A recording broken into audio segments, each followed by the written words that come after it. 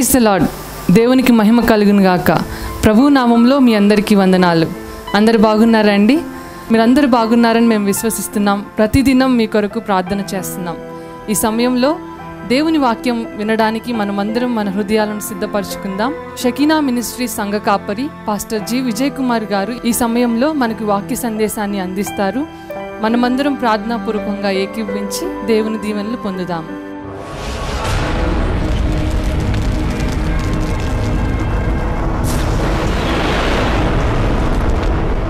చరిత్రలో ఈ రోజున పెంతెకొస్తు పండుగ దినము. క్రిస్టమస్ పండుగ అందరికీ తెలుసు కదండి. ఏ తారీఖు? డిసెంబర్ 20. ఏదైనా డేట్ మారిద్దా? అందరికి తెలుసు కదా. ఇది క్రిస్టమస్ పండుగ డిసెంబరు 25. అలాగనే మనం చేసుకునే పండుగల్లో గుడ్ ఫ్రైడే తెలుసు కదా. అలాగనే ఈస్టర్ పండుగ తెలుసు. ఇది పెంతెకొస్తు పండుగ. ఇది ఇశ్రాయేలీలు జరిపించుకున్నటువంటి 7 పండుగలలో ఒక ప్రాముఖ్యమైన పండుగ. ఎందుకంటే పెంతెకొస్తు పండుగ దినము నాడే సంఘము మేడగదిలో అభిషేకించబడి ఆవిర్భవించబడింది. దేవునికి స్తోత్రం అండి. హల్లెలూయా. లేవియా కాండములో 23వ అధ్యాయం. మొదటి పండుగ పస్కా పండుగ. రెండవ పండుగ పులియని రొట్టెల పండుగ లేక పొంగని రొట్టెల పండుగ. మూడవ పండుగ ప్రథమ ఫలముల పండుగ. మూడవ పండుగ ప్రథమ ఫలముల పండుగ. నాలుగవ పండుగ పెంతెకొస్తు పండుగ. నాలుగవ పండుగ పెంతెకొస్తు పండుగ. అదే ఈ రోజున చరిత్రలో మనము జ్ఞాపకము చేసుకొనుచున్న పండుగ. ప్రేమైన దేవుని బిడ్డలారా, రాత్రి మీకు జ్ఞాపకం చేశా. మొట్టమొదటి పండుగ పస్కా పండుగ దేనిని సూచించుచున్నది అంటే యేసు క్రీస్తు వారి యొక్క బలియాగమును సూచిస్తూ ఉంది.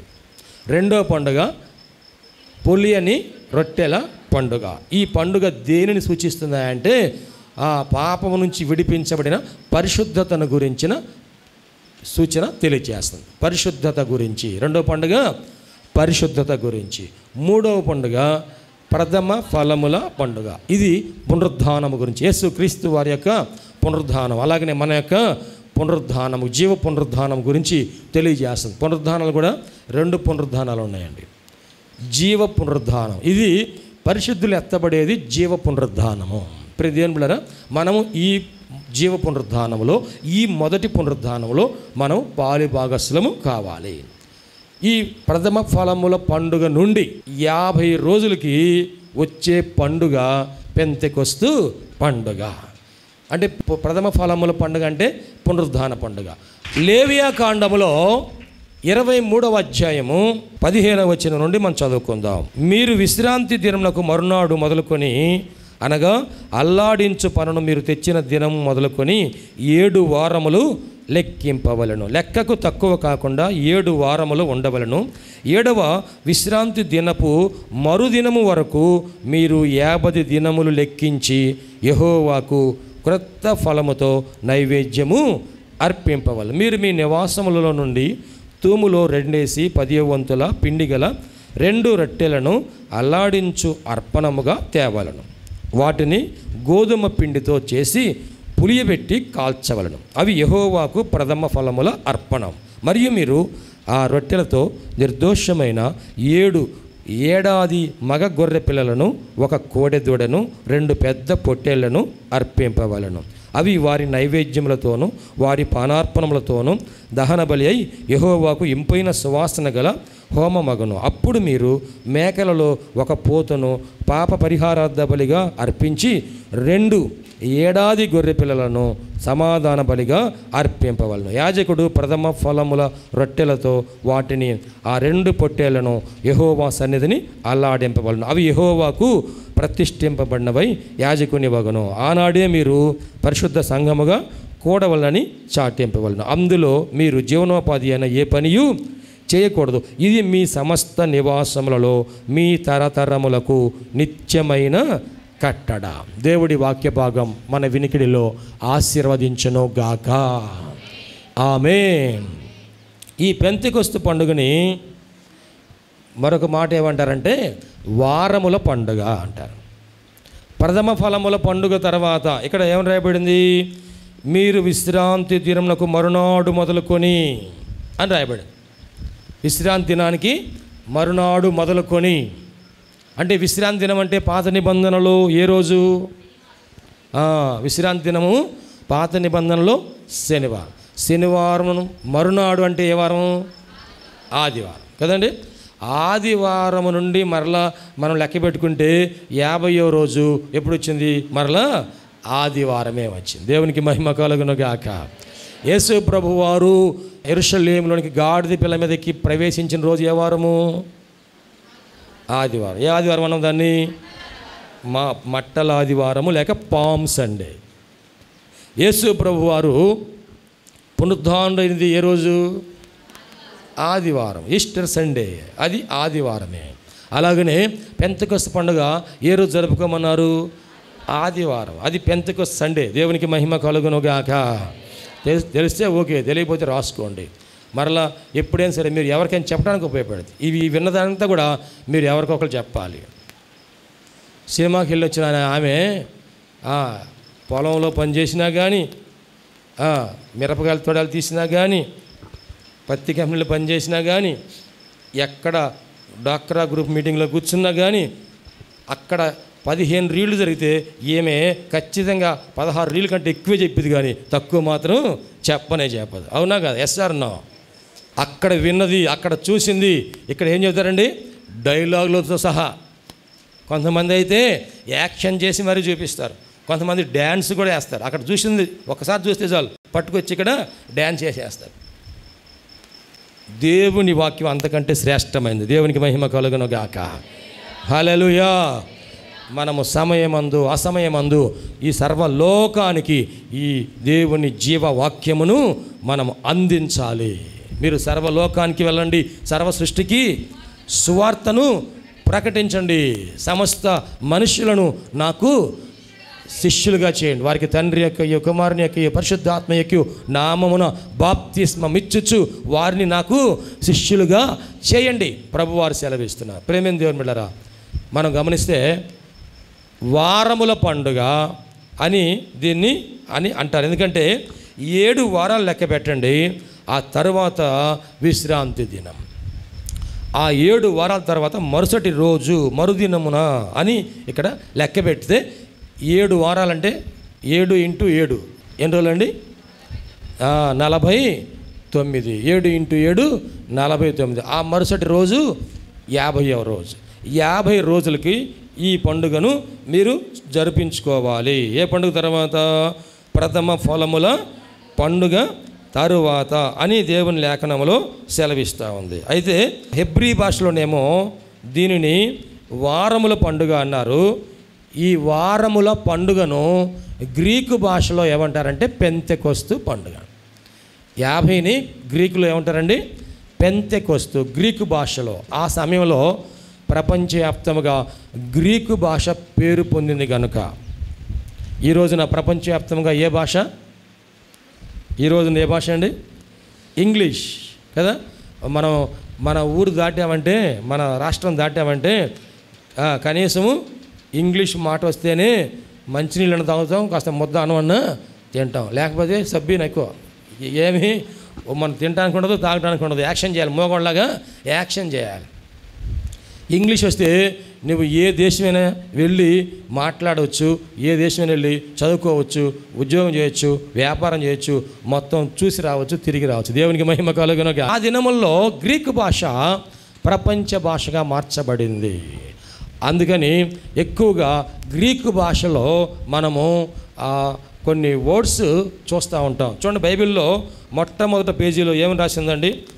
ఇందు పాత నిబంధన గ్రంథమును క్రొత్త నిబంధన గ్రంథమును ఇమిడి ఉన్నవి. ఇది ఆదిమ, హెబ్రీ, గ్రీకు భాషల్లో నుండి భాషాంతరము.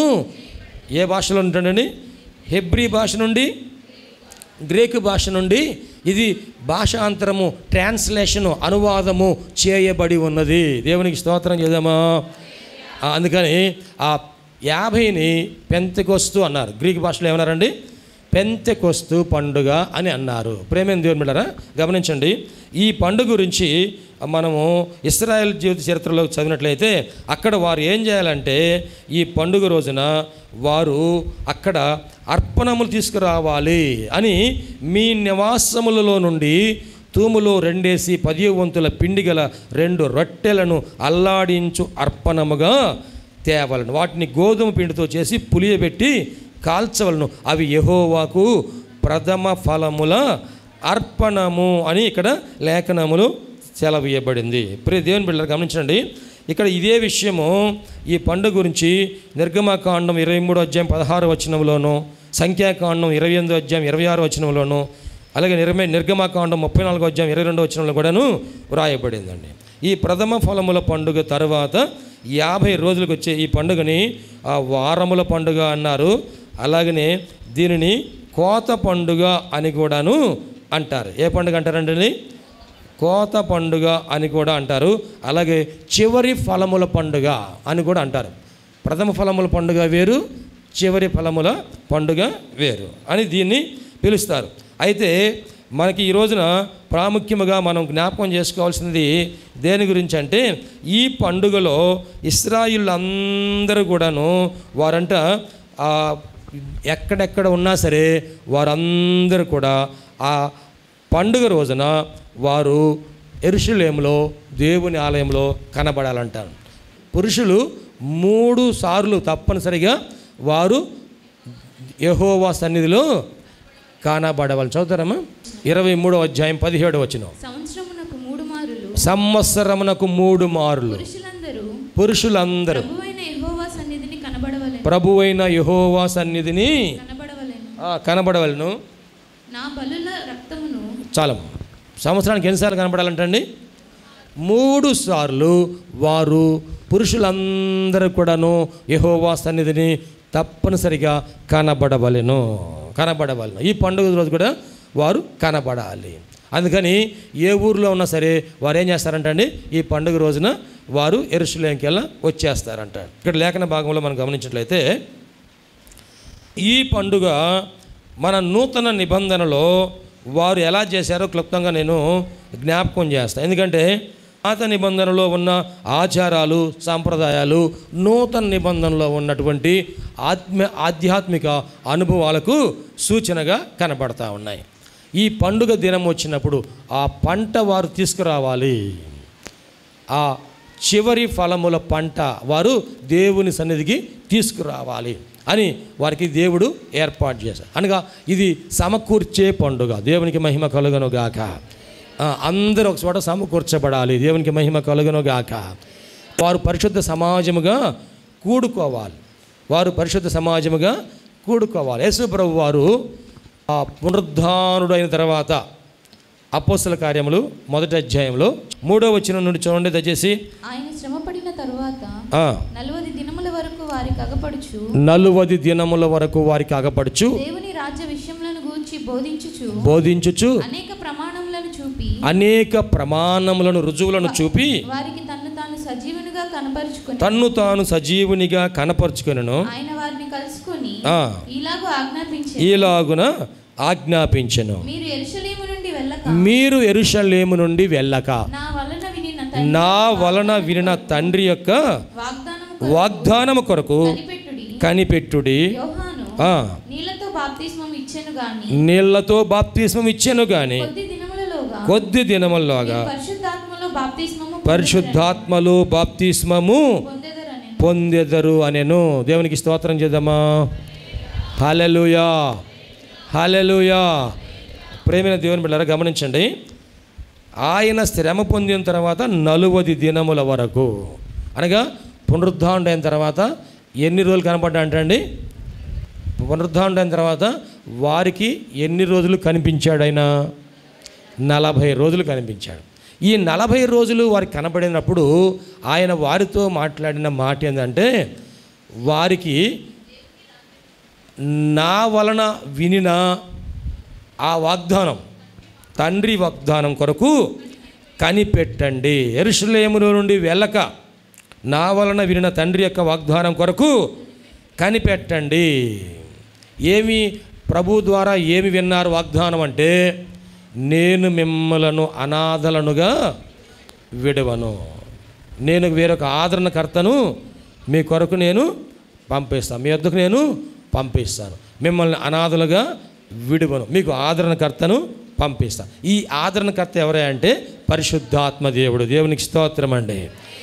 ఆయన వచ్చి ఏం చేస్తాడంటే పరిశుద్ధాత్మ దేవుడు, ఆ పరిశుద్ధాత్మ దేవుడు ఆయన వచ్చి ఆయన మీకు బోధించును, ఆయన మీకు నేర్పించును, జరగబోవు సంగతులను తెలియచేయును, ఆయన మీతో కూడా ఉండును, ఆయన మీలో కూడా ఉండును, ఆయన మిమ్ములను సత్యములో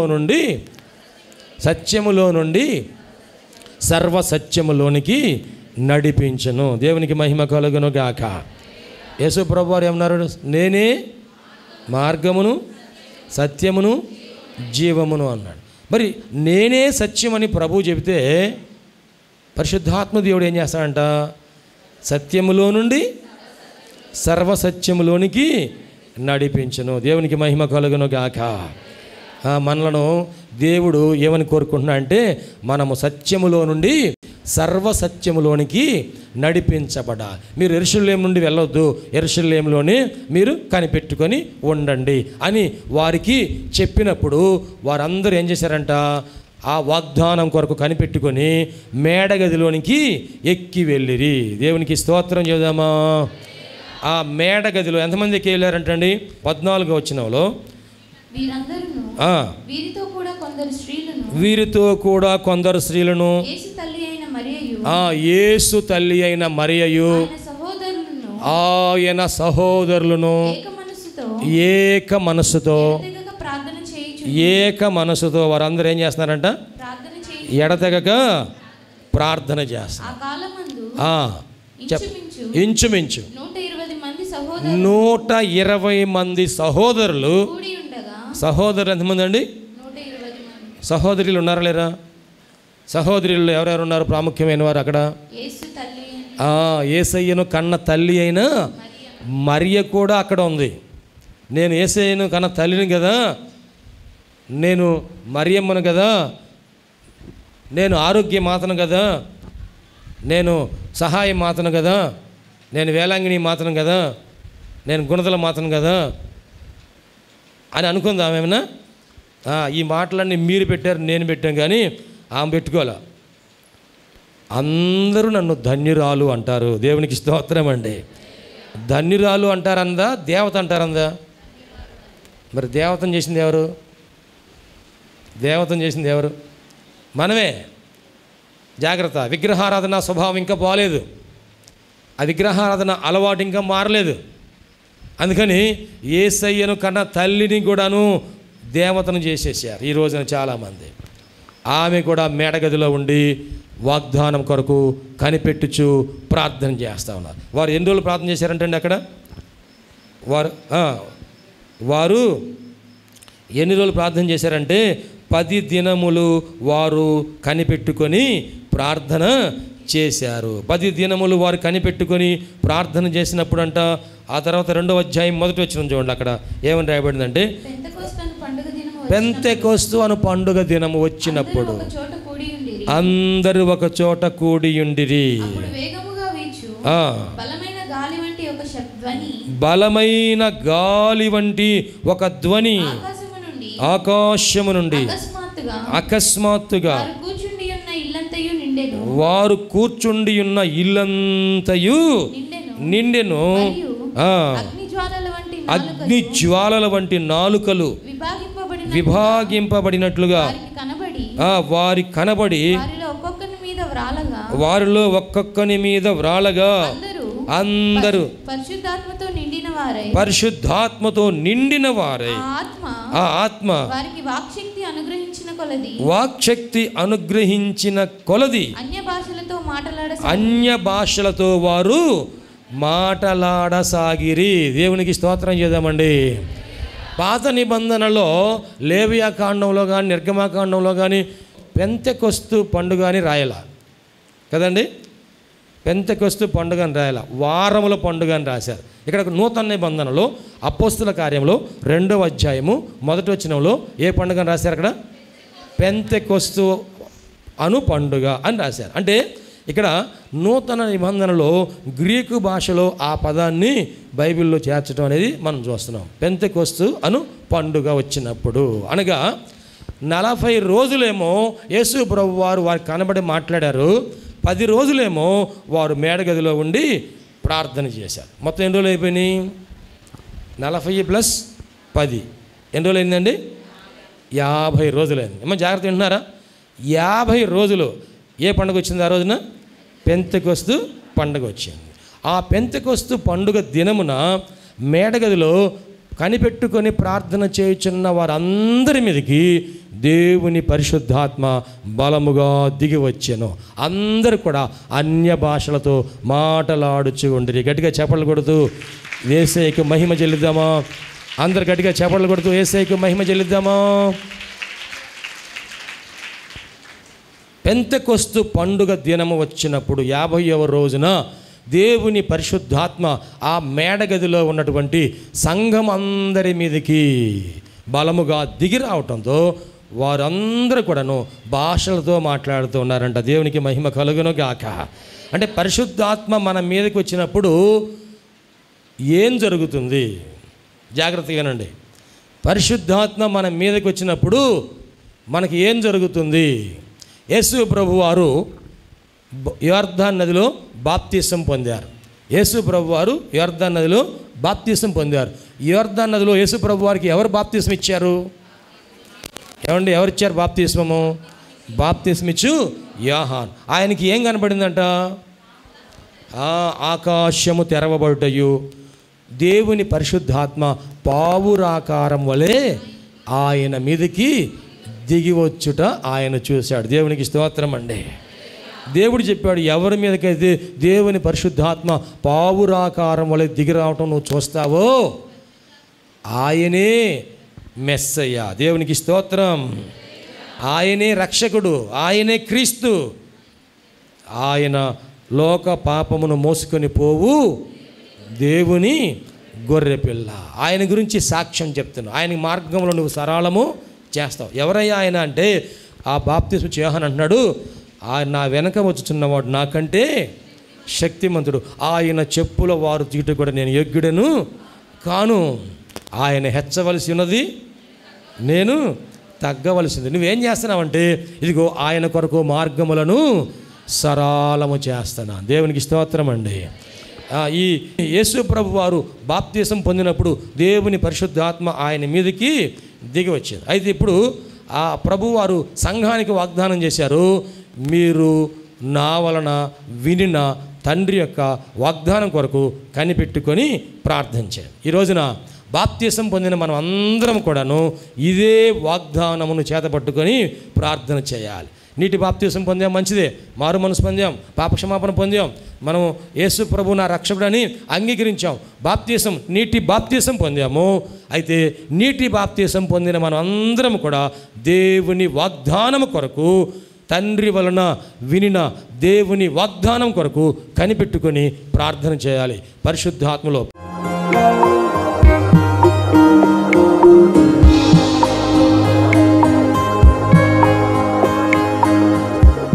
ప్రభునందు ప్రియ దేవుని బిడ్డలారా, ఎంతవరకు దేవుని వాక్యం విన్నందులకు ప్రభునామమున వందనాలు తెలియజేస్తున్నాం. మనం అందరం ప్రార్థనలో ఏకీపిద్దాం. తలలు వంచి కనులు మూసుకొని ప్రార్థనలో ఏకీపిద్దామండి. ప్రార్థించుకుందాం. మహోన్నతుడైన దేవ, పరిశుద్ధుడైన మా ప్రభువా, నీ పరిశుద్ధమైన పాదములకు వందనాలు. ఇదిగో నాయనా, ఈ వాక్యము ద్వారా మాతో మీరు మాట్లాడినందుకు వందనాలు ప్రభా. అవును, నువ్వు సజీవుడైన దేవుడు అయ్యా, మాట్లాడే దేవుడవు ప్రభా. ఈ వాక్యం మా హృదయంలో పదిలిపరుచుకుంటూ సహాయం చేయండి. సంపూర్ణమైన మారు మనసు మాకు దయచేయండి. పాప క్షమాపణ అనుభవం మాకు దయచేయండి. రక్షణ ఆనందం మాకు దయచేయండి ప్రభువా. ఈ అనారోగ్యములు, బలహీనతలు, సమస్యలు, శోధనలు, సైతాను ఆటంకాలు అన్నీ కూడా యేసుక్రీస్తు నామములో తొలగించండి నాయన. పరిశుద్ధాత్మ దేవ, మీ కార్యం జరిగించండి అయ్యా. మీరు మాకు తోడుగా ఉండి దీవించండి. మమ్మల్ని, మా కుటుంబం జ్ఞాపకం చేసుకోండి. మా బిడ్డలు మీరు ఆశీర్వదించండి ప్రభువా. మా కుటుంబంలో రక్షణ ఆనందం సంపూర్ణంగా దయచేయండి. ఎటువంటి అవసరాలని మీకు తెలుసునైనా ప్రతి అవసరతలో కూడా మాకు సహాయం దయచేయండి. అన్ని విషయాలు కూడా మీరు దీవించండి. ఈ టీవీ ప్రోగ్రాం చూసిన ప్రతి ఒక్కరిని పేరు వరుసన మీరు దీవించి రక్షించి మీరు అక్కడ కొరకు సిద్ధపరచండి. మంచి భవిష్యత్తును వారికి దయచేసి మీ కృపలో మీరు వర్ధలు చేయమని నీకే సమర్పణ చేసుకుంటూ యేసయ్య పరిశుద్ధ నామములో స్తుతించి ప్రార్థించి వేడుకుంటున్నాము తండ్రి. ఆమెన్. తండ్రి, కుమార, పరిశుద్ధాత్మ త్రియేక దేవుని దీవెన తోడుగా నడిపించను గాక. Amen, amen, amen. మీ అందరికీ ప్రభునామన వందనాలు. దేవుడు మిమ్మల్ని దీవించును గాక. ఆమెన్. ప్రభునందు ప్రియమైన సహోదరి సహోదరులందరికీ షకీనా ప్రార్థనా మందిరం తరపున హృదయపూర్వక వందనాలు తెలియజేస్తున్నాం. దేవుని కృప వలన 2012వ సంవత్సరంలో 350 గజముల స్థలంలో ఈ మందిరం నిర్మించుకోవడానికి ప్రభు కృప ఇచ్చారు. 2016వ సంవత్సరంలో నూతన స్థలం 180 గజముల స్థలం తీసుకోవడానికి ప్రభు సహాయం చేశారు. ఈ సమయంలో ఈ స్థలం అంతట్లో కూడాను మందిరం నిర్మించుకోవడానికి ప్రభు ఏర్పాటు చేసి ఉన్నారు కనుక ఈ మందిర నిర్మాణం, పాత మందిరం తీసివేసి నూతన మందిర నిర్మాణం కార్యక్రమం ప్రారంభించబడింది. నీ తేజస్సు, నీ ప్రభావం మీ స్థలంలో ఉంచండి ప్రభువా. మేమందరం కలిసి చేతులెత్తి ప్రార్థన చేస్తుండగా నీ మహిమ కార్యము ఈ స్థలంలో జరిగేటట్లు సహాయం చేసి దీవించండి. షకీనా ప్రభువా సహవాసాన్ని మీరు ఆశీర్వదించి నీ కృప చూపించి మహిమకరంగా ఈ కార్యం జరిగించి దీవించము. యేసు క్రీస్తు పరిశుద్ధ నామములో అడిగి వేడుకొనుచున్నాం తండ్రి. ఆమేన్, ఆమేన్. హల్లెలూయా, హల్లెలూయా, హల్లెలూయా. చేసి ఈ మందిర నిర్మాణం కొరకు మీరు అందరూ ప్రార్థన చేయాలని ప్రేరేపించబడిన వారందరూ కూడాను ఈ మందిర నిర్మాణంలో 106 అడుగుల పొడవు 45 అడుగుల వెడల్పు కలిగిన ఈ స్థలం అంతట్లో మందిర నిర్మాణం స్లాబ్ వేయటం జరుగుతుంది కనుక దయచేసి ప్రేరేపించబడిన వారందరూ కూడా మీ ఆర్థిక సహాయ సహకారాలు అందించి ప్రార్థించి మీరు దీవించబడాలని ప్రభునామన మనవి చేస్తున్నాం. ఈ స్క్రీన్ మీద చూపించబడుతున్న నంబర్కు మీరు ఫోన్పే కానీ, గూగుల్ పే కానీ, లేక మా అకౌంట్ నెంబర్కి మీరు కానుక పంపించి సహాయం చేయాల్సిందిగా కోరుతున్నాం. లేక మీరు ప్రత్యక్షంగా వచ్చి ఈ మందిర నిర్మాణ కార్యక్రమాన్ని చూసి మీరు కానుక అందించి దీవించబడాలని ప్రభునామన మనం చేస్తాం. ప్రభు మనందరికీ తోడుగా ఉండి ఆశీర్వదించును గాక. ఆమేన్.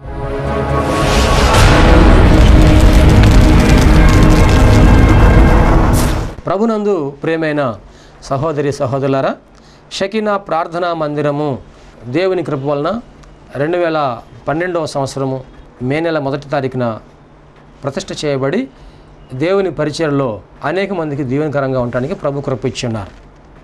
దేవుడు ఆ మందిరము నిండిపోనట్లుగా అనేక మందిని ప్రభు నడిపించున్నారు. మందిరము సరిపోకపోవడం వలన మందిరం ప్రక్కనే ఉన్న ఖాళీ స్థలము కొనడం జరిగింది. 180 గజాల ఈ స్థలము తీసుకోవడానికి ప్రభు కృప అనుగ్రహించి ఆశీర్వదించారు. ఈ స్థలము భారీ వ్యయంతో కూడుకుంది కనుక ఈ స్థలమునకు కావలసినటువంటి మరి అవసరతలు చాలా ఉన్నాయి. దయచేసి ప్రభు మీ హృదయంలో ప్రేరేపించిన ప్రకారముగా మీరు మీ కానుకలు, అర్పణలు, మీ ఆర్థిక సహాయ సహకారాలు అందించి ఈ పరిచర్లో మీరు పాలుపంపులు కలిగి దేవుని యొక్క దీవెన పొందవలసిందిగా ప్రభునామన మనవి చేస్తూ ఉన్నాం. మీ కానుకలు, మీ అర్పణలు మా యొక్క బ్యాంక్ అకౌంట్ నెంబర్కు పంపించాలనుకున్నవారు బ్యాంక్ అకౌంట్ నెంబర్ పంపించండి. వ్యక్తిగతంగా మమ్మల్ని కలిసి మీరు ఇవ్వాలనుకున్నవారు వ్యక్తిగతంగా కలిసి మీరు ఇచ్చి దీవెనలు పొందాలని ప్రభునామన మనవి చేస్తూ ఉన్నాం. ఈ దేవుని కార్యంలో మీరు పాలుపంపులు కలిగి ఉండడానికి ఇష్టపడుతున్నందుకు ప్రభునామన వందనాలు తెలియజేస్తూ దేవుడు మిమ్మల్ని అందరినీ ఆశీర్వదించును గాక. అందరికీ వందనాలండి.